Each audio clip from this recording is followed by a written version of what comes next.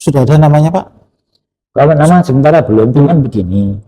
Saran dari berbagai pihak, terutama para sepuh, bini sepuh, para alim ulama, tokoh masyarakat, Pak D, kalau Pak D kan mewakili daerah Talang Ubi, kalau bisa, kalau seandainya Tuhan mengizinkan, carilah pasangan yang di luar Talang Ubi, dan itu wajar.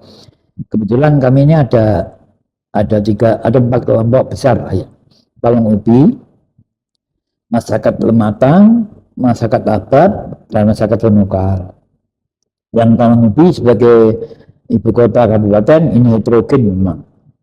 Ya, jadi nanti kami akan mencoba menangkap aspirasi atau keinginan Bapak yang memberikan saran tadi. Kalau memang nanti saya diberi mandat oleh partai, maka mungkin wakil saya akan cari apakah dari Lematang, apakah dari Abat, ataukah apakah dari Penukar, begitu.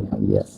Jadi salah satu kriterianya adalah wilayah itu. Ya, satu itu. Yang kedua ya, yang kira-kira memang bisa saya mengisi, bisa kerjasama, bisa kolaborasi dengan kita, pemikiran, ya kan itu perlu memang.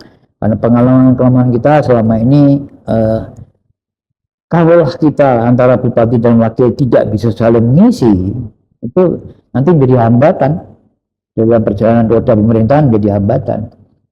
Itu harus bisa saling mengisi. Gitu.